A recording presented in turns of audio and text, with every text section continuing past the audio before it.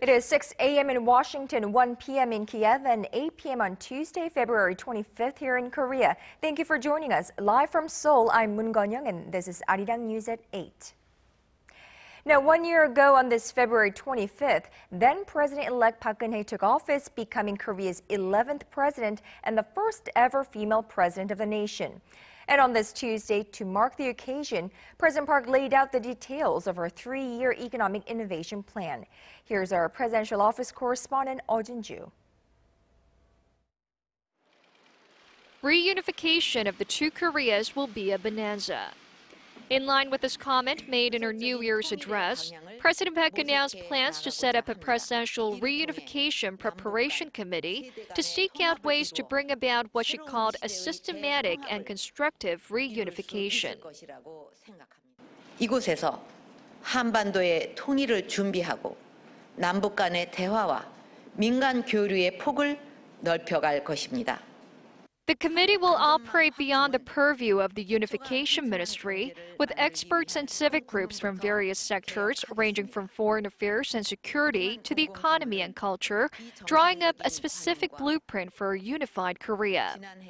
In her 3-year economic innovation plan unveiled in Tuesday's address, President Park vowed to raise the nation's potential economic growth rate to above 4% and per capita income to $40,000 by the year 2017. She put forth 3 goals: creating an economy with strong fundamentals, making an innovative and dynamic economy, and establishing an economy that balances domestic demand and exports. The president said she will start with rooting out abnormal policies and wrong practices, especially in the public sector. President Park pledged to reduce and cap the debt ratio of public institutions at 200%, which is the upper limit for private companies to issue corporate bonds. The Korea Land and Housing Corporation, for example, which has debts of more than $128 billion, had a debt ratio of over 400% as of last year. And for an innovative economy, 이것을 포함해서 창업 벤처 생태계 조성을 위해 향후 3년간 4조 원 규모의 재정을 투입하겠습니다. She also promised to increase investment in research and development to 5% of the country's GDP by 2017. Boosting domestic demand comes as an important part of her goal for a balanced economy. The president set a target of reducing the nation's household debt ratio by 5 percentage points by 2017 by handing out tax benefits and introducing fixed interest rates and level debt services for mortgage loans. Eoh Jin-joo, ARIRANG News. Meanwhile, also on this Tuesday, the two Koreas wrapped up their 2 rounds of reunions for war-separated families at North Korea's Mount Kumgang. The families, many of whom are advanced in age, said their tearful goodbyes, which raises the question of whether they'll ever be given the right to meet again.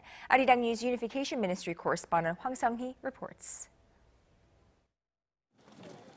It was an emotional day at North Korea's Mount Kumgang on Tuesday as the two Koreas wrapped up their first reunion event for war-separated families in more than 3 years. For most, this could be the last time to see their families living on the other side of the border, as many are already over the age of 80. 문 좀 열어주세요.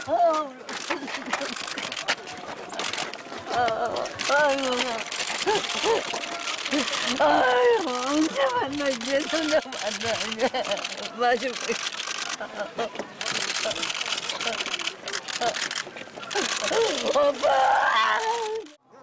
The 6-day event was conducted in 2 rounds, with the first 3 days arranged by South Korea and the final 3 days arranged by the North. Experts say this rare show of cooperation between the Koreas could lead to a broader thawing of inter-Korean ties. It signifies the first step for improving inter-Korean ties and serves as a foundation for holding the family reunions on a regular basis, and an occasion to show the world that the two Koreas can solve problems through dialogue. Upon holding a successful reunion event, the two sides had agreed to address additional humanitarian issues, such as making the family reunions a regular event and sending food and medical aid to the North. Such efforts come in line with President Park Geun-hye's principle of approaching softer issues before addressing more serious matters, like North Korea's nuclear program. Experts say if the Koreas maintain the momentum for dialogue, the possibility of a North Korean provocation is low. Reflecting on previous cases, there was almost no provocation by North Korea when there was inter-Korean dialogue or cooperation. Even if there was, it was resolved very quickly. On the second day of the joint military drills between South Korea and the United States, North Korea has yet to criticize its southern neighbor. Hwang Sung-hee, ARIRANG News. And while the two Koreas were conducting inter-Korean family reunions, a North Korean military patrol ship crossed the maritime border in the West Sea 3 times between just before 11 p.m. Monday night and 3 a.m. Tuesday morning. Now, South Korea's defense ministry announced earlier this Tuesday that the North Korean vessel crossed back and forth beyond the northern limit line, the de facto maritime border between the two Koreas, on 3 separate occasions, venturing as far as 3.5 kilometers into the zone. The South Korean military sent high-speed patrol boats to the area after warnings were ignored by the North, although there were no skirmishes. The boat turned back at around 2:30 this morning. The defense ministry says that it is highly likely that the North sent the boat to the area on purpose, since it ignored warnings and lingered for quite a long time. So North and South Korea have wrapped up their first reunions for divided families in more than 3 years, an event that has raised hopes of sustainable improvement in volatile cross-border ties. So will we see a continued warming up of relations between the two sides, and what do we expect from here on? Well, joining me live in the studio for in-depth analysis is Dr. Kim Choi Woo, Senior Research Fellow at the Korea Institute for Defense Analysis. Dr. Kim, welcome to the program. Good to be here. Now, first off, we just saw the first reunion in 3 years and 4 months, and the first under the Park Geun-hye administration come to a conclusion. Your overall impression of the reunions? Although these reunions were not dramatic like Sochi Olympic media splash, but my impression was quite significant in terms of 3 things. First of all, it's between the North Korean, that powerful National Defense Commission, and South Korean Blue House. The high-level, first-ever high-level talks is the fruit of that talks in 7 years. And second of all, that Seoul and Washington's joint military drills couldn't be the stumbling block to proceed this thing. The last one is the Park Geun-hye administration emphasized the first step is very important to set up as a building block for the confidence building measures. So I think this is very significant. Although we couldn't shower with the media splash, I think it's a very tearful and very meaningful step forward.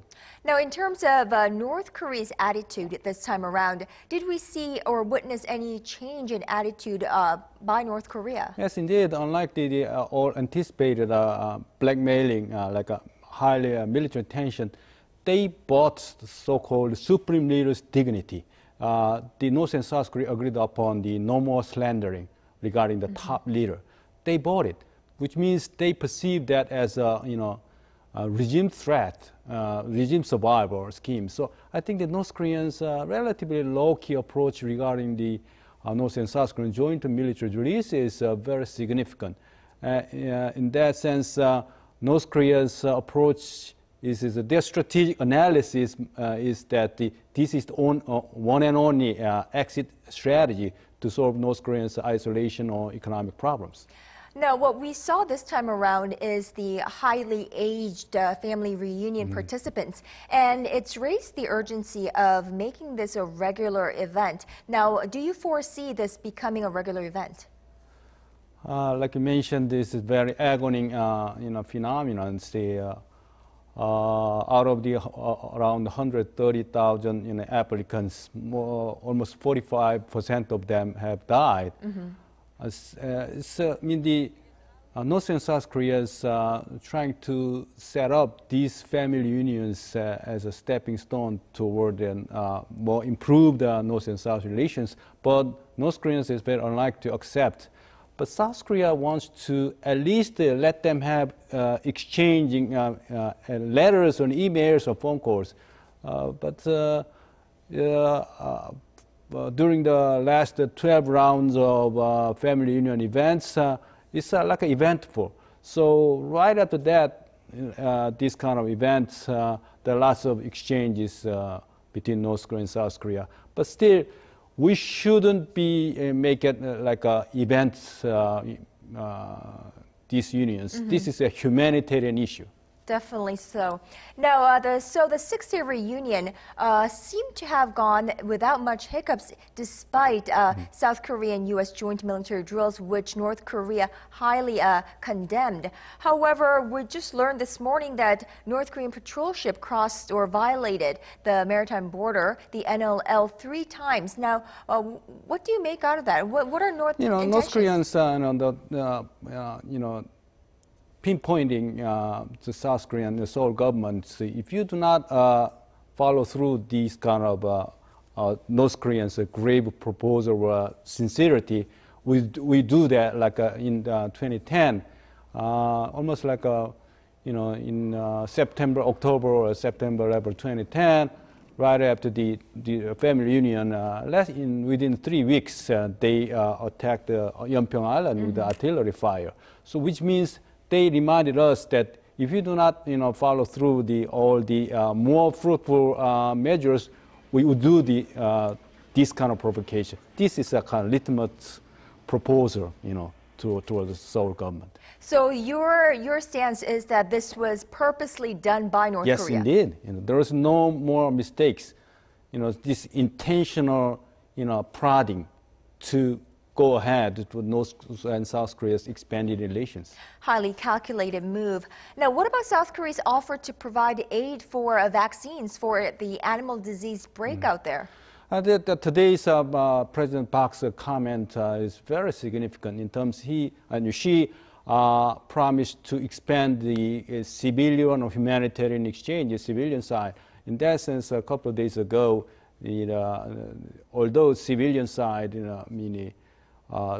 supported Pyongyang with tuberculosis medicine or the powdered milk, and so civilian side with the humanitarian basis will be extended. But my understanding is, where is the nuclear bomb issue, missile issues? It's gone. So North Korea's strategic maneuver shouldn't be believed as they say. So the basic cornerstone is the full stance, stand ready in terms of defense readiness is the first step, and on top of that, we can move forward with humanitarian issue. So, mouse and foot and mouth disease, those kind of things, the humanitarian issue, right? So, I think the Park Geun-hye administration's it is very step-by-step, principled approach, make them know the choice. I mean, the Pyongyang Kim Jong-un regime will buy the Supreme Leader's dignity in exchange for the any other no more provocations. Right, so it seems like South Korea needs to come up with a highly strategic move of its own in order to, I suppose, play this diplomacy game with North Korea. And on top of that, both Pyongyang and Seoul can justify whatever new suggestions and new high-level talks because can support the domestic internal political support even to the President Park Geun-hye. Dr. Kim Choi Woo, thank you so much for today. Thank you.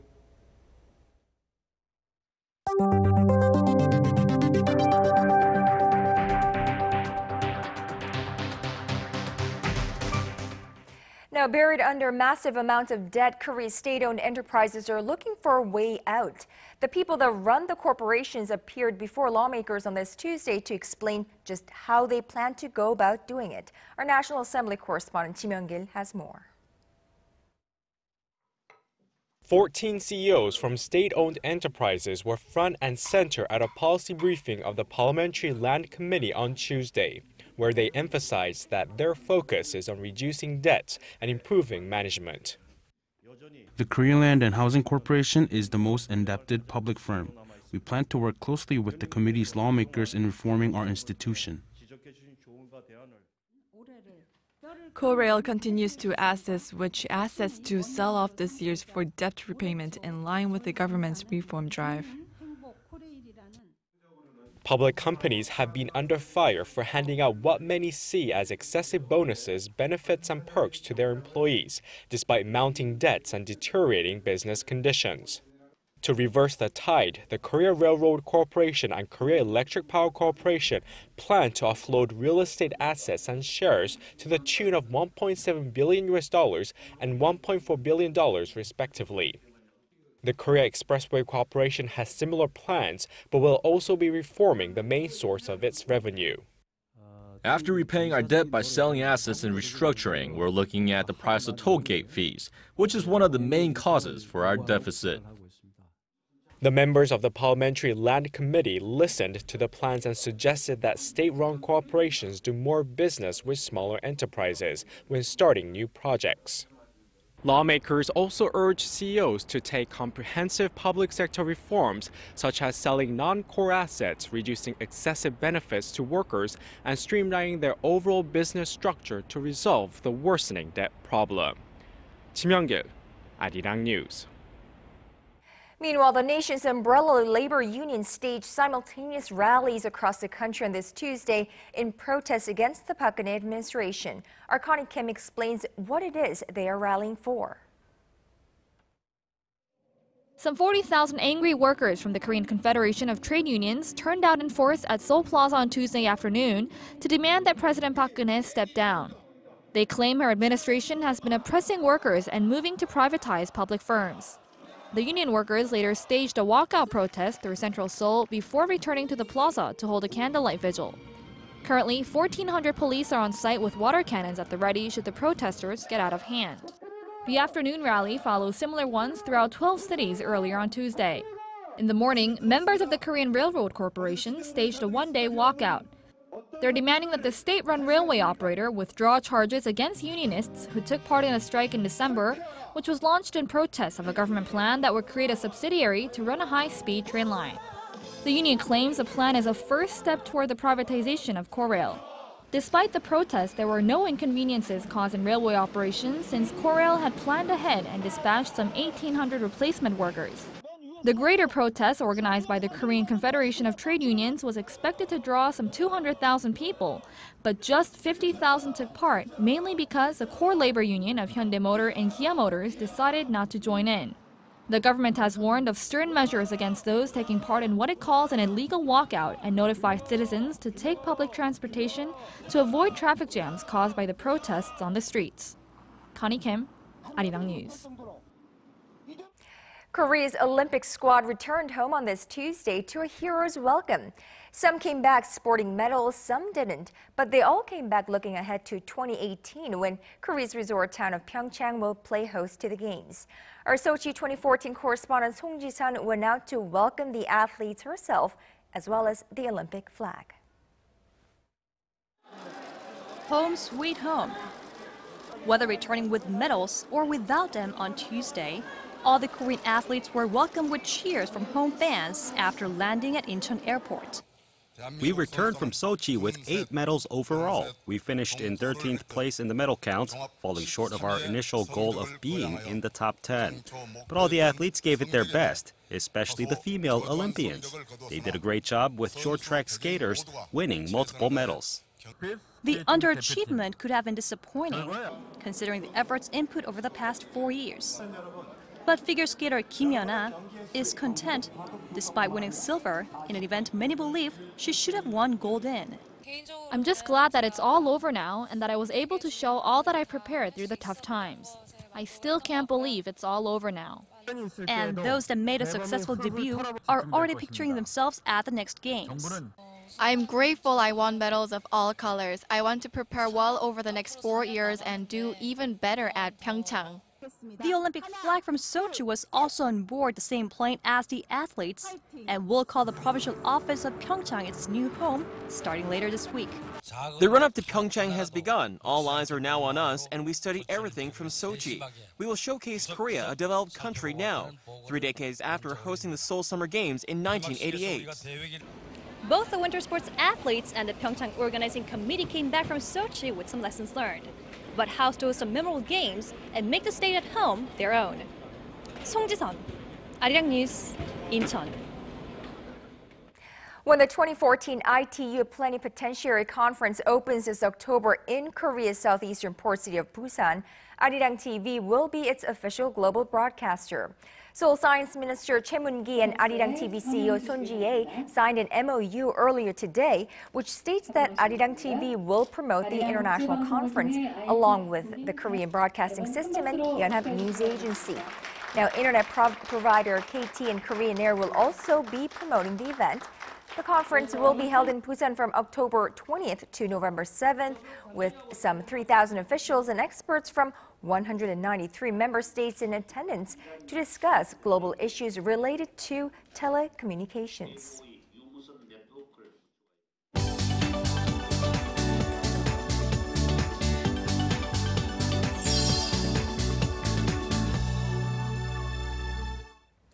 From escalating violence in Pakistan to a controversial anti-gay bill in Uganda, we connect live with our world news correspondent Yoo Lian from ARIRANG News Center. Lian, so what's making headlines around the globe at this hour? Hi, Geun-hye. At least 30 militants have reportedly been killed in airstrikes carried out by the Pakistani military. Officials say the nation's air force bombarded the hideouts of Taliban militants near the Afghan border on Tuesday morning. It's the latest in a series of attacks launched by the military in recent days and follows a breakdown in peace talks between the Pakistani government and Taliban militant negotiators last week, after a Taliban-linked group said they had killed 23 soldiers. The United States is reviewing its relationship with Uganda today after the country signed into law a bill that criminalizes homosexuality. Defying protests from Western donors and a warning from the U.S., Ugandan President Yoweri Museveni signed the law on Monday, meaning some homosexual acts are now punishable by life in prison. The White House issued a statement saying President Museveni has taken Uganda one step backward. Is that we are undertaking a review of our relationship with Uganda in light of this decision. Washington is one of Uganda's largest donors and gives the nation more than $400 million in aid each year. The United States is moving to drastically cut the size of its military to pre-World War II levels. The Pentagon said Monday it would retire Cold War-era aircraft, reduce the defense budget, and downsize active-duty Army forces next year from 520,000 soldiers to around 450,000. That would be the lowest level since 1940. Defense Secretary Chuck Hagel said an army of the current size is unnecessary as the U.S. shifts its focus from the wars in Afghanistan and Iraq to the Asia-Pacific region. Before going into effect, the plan needs to be approved by Congress. The world's biggest mobile phone trade show is in full swing over in Barcelona on the first day of the Mobile World Congress Monday. The tech industry's biggest names brought out their biggest guns, with Samsung Electronics being no exception. The Korean tech giant rolled out its Galaxy S5 smartphone, complete with a larger display and 16-megapixel camera. It also unveiled a new smartwatch and fitness band, in a clear indication that the battleground for the smart world is shifting from the hand to the wrist. That's all from me for now, and I'll be back with more updates in just about 2 hours.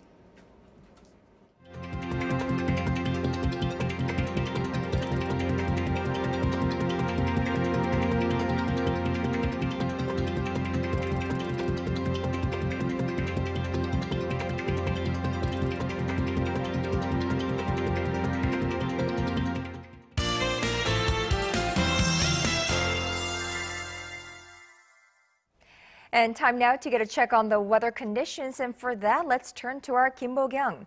Now, Bo-kyung, an ultra-fine dust watch is still in effect here in Seoul, and earlier this morning was so bad that some flights were either canceled or delayed. That's right, Geun-hye. And to even better deal with the high levels of toxic dust, the Seoul government announced that it will double cleanup operations. Now, this morning, fine dust readings soared to 236 micrograms per cubic meter in Seoul. Currently, levels have dropped to 176 micrograms, but that's still about 4 times higher than the normal levels. So those with respiratory problems must take caution. As for the weather, the southern regions are at the edge of a high-pressure system, which is why people there are seeing cloudy skies. And tomorrow, the clouds will lead to showers down south, which will hopefully wash away some of the fine dust. Taking a look at tomorrow's numbers, Seoul tops out at 15 degrees, while cities down south reach 11. Moving on to other regions, rainy Daegu peaks at 12 degrees. Meanwhile, Dokdo and Mount Kumgang hits 10 and -1 degrees, respectively. Back to you, Geun-hye. Well, thank you, Bo-kyung, for that. And that is all from me at this hour. Thank you for watching. I'll be back with a complete wrap-up of the day on Primetime News.